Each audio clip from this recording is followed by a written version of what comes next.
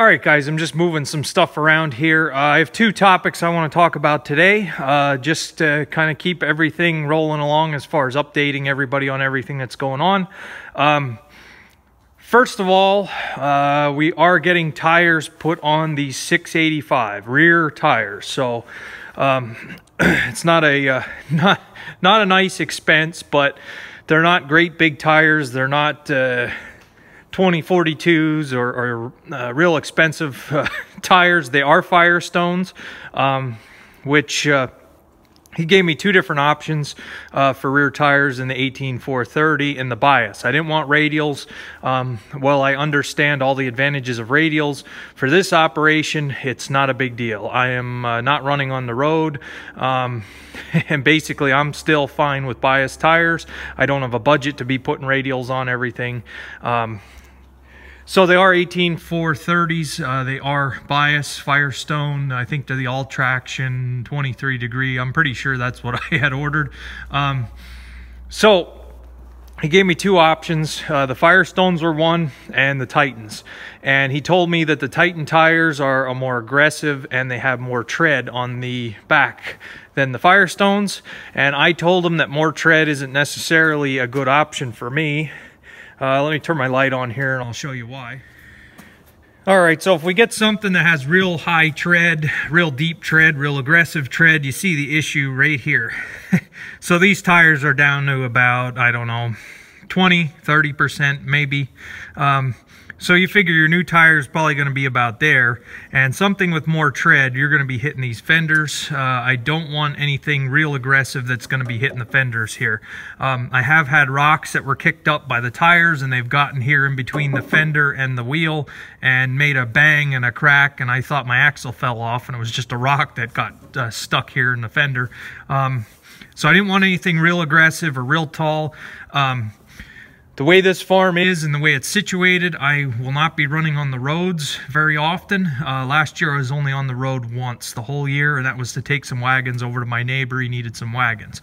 So for me to invest in a set of rear tires, if I'm not hitting things in the field or getting flats, they should last. The tread, the bars should last a pretty long time for me. It's a long-term investment for this farm. But again, you look at the clearance there. I don't want anything real aggressive, so I did go with the Firestones. The other reason the Firestones were cheaper by about, I don't know, $60 cheaper. So we are going to get two new tires on here. Oh, my bucket's falling down. We are going to get new tires put on here. I am having Zimmerman Farm Service come up and do it. I have done tons of these back tractor tires at the shop where I used to work. The reason I'm not going to even attempt to do it here, these have calcium in, and I want calcium in them because of the being on the sprayer. This is the sprayer tractor. I want this tractor to be as heavy as possible. So I want them to reuse the calcium, so they're going to have to pump the old calcium out and put it back in once the new tires are on. I don't have a calcium pump, and I don't feel like, basically I don't want to do it. I don't feel like slopping around in calcium. I'll just have them come up and do it. Now, this tire is leaking. It's getting flat here. This one was always going flat. Just show you some of the issues with the tire.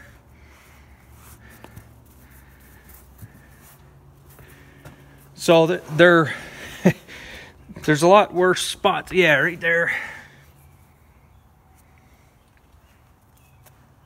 So it's time to change them. I could probably run them another year, but being that I use this tractor more than any other tractor, it is going to be a worthwhile investment. I want to try to put my money where it should be used the best. So Zimmerman's going to be doing it. I don't know what day, and I'm not going to put it on camera. I'm just going to show you the before and the after result, because I remember when I was a mechanic and I didn't want people recording me or anything like that. I wouldn't feel too good about that. And the poor guy's just here to do a job and go on to the next job. So I'm not here to televise anything like that, or put them on the spot, or put them on camera. So I'll show you the before and after.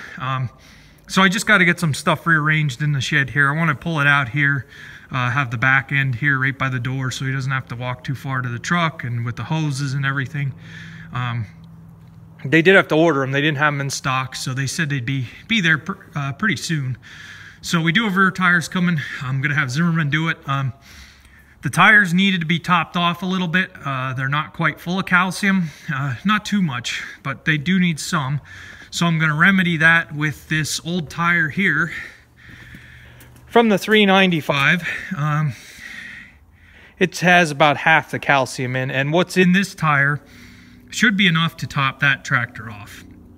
The reason I wanted to get the calcium out of this tire, I want to get this thing broke off the bead, and I actually have a guy that can vulcanize these tires, and I'm going to have him fix the cuts in the sidewall, and we're going to save this as a spare for the 395 because it has good tread on it yet, and it's not dry rotted. It just has those two issues. So we should have enough calcium if he can pull it out of that tire to top those off, so that way when you stop it's not rocking. You have it just over the top of the rim where the level should be. So we're getting tires. So it's not a real nice bill. I do have other tractors that could use tires, but again, this tractor gets the most hours, so we have to prioritize and put the money to the best use that we can come up with. So we're gonna set a Firestones on this. Next year, the 986 is going to need tires, so we'll worry about that when it gets there. So, yeah. That'll be an upcoming project. All right, let's get into the second topic here that we have. All right, so the second thing that I have to talk about today, just looking around, seeing what's out there, I did find an H&S rotary hay rake. You guys know I have that John Deere 3-point hitch rake that I don't want to use anymore. It has its issues.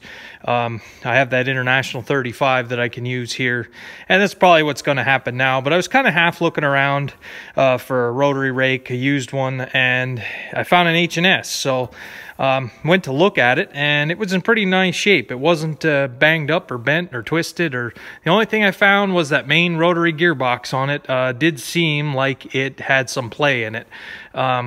So I called an H&S dealer today to find out from past experiences with rotary rakes. The shop I used to work at, we had a few Peckways come in rotary rakes and a few Miller Pro rotary rakes, and I think a Kuhn the one time. But that center gearbox where all your rotors are on is kind of the weak link with those rotary rakes. As far as the weak link, as far as costing a lot of money to fix. If that housing gets broke, which is usually what happens, sometimes you'll see a bent rotor arm, sometimes you'll have play in it, but the majority of the time the failure that we have seen is the housing will break. As the rotors come around, if you hit something, it's enough of a jolt to crack the housing. And the only fix there is to replace the housing, and usually, depending on who makes it, who the manufacturer is, they don't include all the parts that are inside there. They try to sell you the whole gearbox assembly and the housing. So I think it was the Miller Pro, we ended up just changing the whole gearbox rotary assembly there for that rotary rake. And I remember the parts people saying it was expensive, but I had no idea until I called the H&S dealer. I just wanted to get a price on what a gearbox rotary assembly would cost, as well as what parts are available for it if I would need to rebuild it. The price of it was cheap enough that I was thinking of taking a chance on it, and let me tell you what, I got sticker shock when they told me the price. That center rotor on the H&S rotary rakes is $6,900 for that assembly. $6,900. A new rotary rake from Peckway is like $65, from $65 to $7,400. So basically, for what a gearbox is going to cost you for a rotary rake, you can buy a brand new rotary rake. So is it designed that if it breaks, you just throw it away and get another one based on the price? They did say that there are some parts available for it if you do have to rebuild it. But those are pretty pricey too, is what they told me. So after hearing that, that's why I kind of wanted to stay away from rotary rakes, even though they're amazing. They do a great job raking. If you're careful with them, they will last a long time. But if they break, especially if that main rotor gearbox breaks, you're pretty well out of business with the rake. I'm not spending $6,900 for a new gearbox. That'd be insane. Well played, H&S. I'd probably, if I owned an H&S from new and that happened, and I saw the price for $6,900, I'd probably go buy a different brand. So I don't know what they're trying to do there with parts. That's insane to me. That's absolutely ridiculous. H&S, I don't know what you're trying to do or why it's so expensive, but nice try. So for what they want for it and the cost of the parts to rebuild it, it's going to sit right where it's at. I'm not going to even give it another thought or even consider it. Like I said, at that price, I'd probably buy a brand new one. And I don't really want to buy a new one because $7,400, in my opinion, for the size of my operation is insane for a hay rake. It's crazy just to rake hay. So probably going to be using that International 35. See how that works and keep my eyes open. I probably will end up getting a little bit better bar rake eventually, like a New Holland, maybe like a New Holland 258. I'd like to have the dolly wheels on the front just because of the hillsides that I make hay on. It'll be a lot nicer to have that dolly wheel in the front. Or it would depend on what brand it was. It would all depend on what dealers I have close by. So I do have a New Holland dealer that if I would have issues with a New Holland bar rake, I could easily go get some parts. So I don't know. I don't know what you guys are seeing, but used rotary rakes are usually $5 grand. And it seems like they're $5 grand, and it doesn't matter what the condition is, they're $5 grand. This one was well under $5 grand, but I'm not willing to take a chance on it at that price for the repair cost if something would happen or go wrong. It's just to have just one part on the machine or one assembly on the machine that is more expensive than the whole machine. That's not how I do business, so the heck with it. See if we can't find a bar rake. They're fairly simple. There's a lot of them around. If you would break a bar rake, it's not like you couldn't just go on Craigslist and buy another bar rake. So I know they're not the best to rake with. I know they're not a rotary rake. I have raked with rotary rakes. I know how nice they are, how smooth they are, how fluffed up the hay is, and your bar rakes are basically going to make rope. But like I said, with my budget, I don't have an unlimited budget. We're on a small scale here, so we got to make the best decisions we can. And even I'm thinking about this now, and even if I was a bigger operator and had a lot more money, $7,400 for a rake to me is just expensive for a new one. So I don't know. It is what it is, so I want to keep an eye out eventually. I don't think this year anymore. I still haven't done anything about a hay elevator. You guys remember my video on the hay elevators video that I made.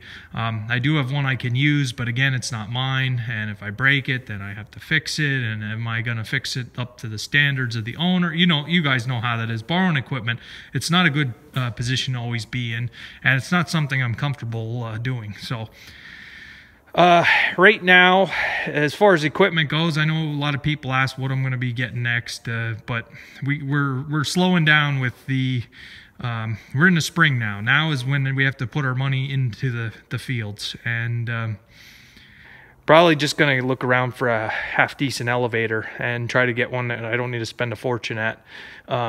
So that's pretty well it, I think, unless something comes up. So this tire, the bill for this tires is enough for now. So that's where we are, guys. I'll just give you an update on two subjects. If you have a rotary rake, just be careful. Like I said, we've replaced, I think in the 10 years I was there, now that's a pretty good stretch. I don't know if we did 6 or 7 that the gearbox was totally destroyed. And it happens so fast. They spin so fast. If you do hit something and it cracks your housing, it's not long until the next rotor comes around and the next rotor comes. It's like a domino effect. When you hit something, it totally destroys those gearbox assemblies on those rakes. Now, I know a lot of guys have had them for a long time, but buying something used that I didn't own from new, I don't know the history on it. So I'm glad I did call my dealer just to get some advice on prices, that I didn't just go and buy it and then be stuck with a huge bill. So a little bit of caution there never hurts. So we're just going to let that one go. So, all right, guys, thanks for watching. Stay tuned for more. I will get the before and after of these tires once they're installed. I don't know what day that's going to be, but it'll be on YouTube eventually. So thanks for watching.